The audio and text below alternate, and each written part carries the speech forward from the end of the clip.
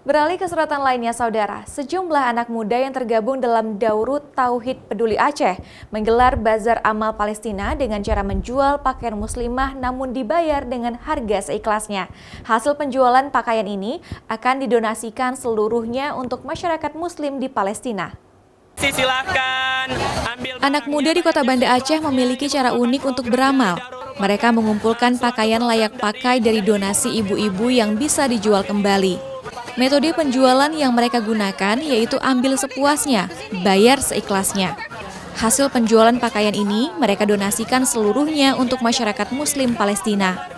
Kegiatan Bazar Amal Palestina ini sudah 5 kali digelar oleh anak muda yang tergabung dalam komunitas Daurut Tauhid Peduli Aceh. Saat ini jumlah donasi yang sudah terkumpul sebesar 10 juta rupiah dan langsung diserahkan kepada komunitas muslimah CARE yang berada di Palestina. Adapun yang dijual adalah pakaian muslimah seperti gamis, jilbab, dan rok. Bazar amal ini digelar setiap sebulan sekali di lapangan Belang Padang, Kota Banda Aceh. Harga untuk setiap barang tidak ditentukan. Pembeli bisa memilih pakaian sepuasnya dan bisa membayar dengan harga seikhlasnya. Ini merupakan inisiatif dari relawan kami, relawan volunteer muslimah, yaitu Muslimah CARE Aceh. Jadi mereka punya namanya program kerja. Mereka mencetuskanlah program namanya Bazar Amal Palestina. Kemudian kita coba open donasi untuk baju-baju layak jual dan ternyata banyak antusias seperti itu. Dan kita bukalah Bazar Amal Palestina ini selama sebulan sekali di Belang Padang.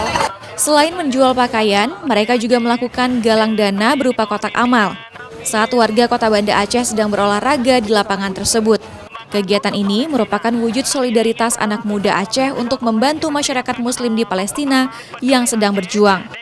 Penggalangan dana ini juga dilakukan pada sejumlah akun media sosial, seperti di laman Facebook Aceh Peduli, Instagram DT Peduli Aceh, Instagram DT Peduli Cabang Aceh, serta website DT Peduli Aceh.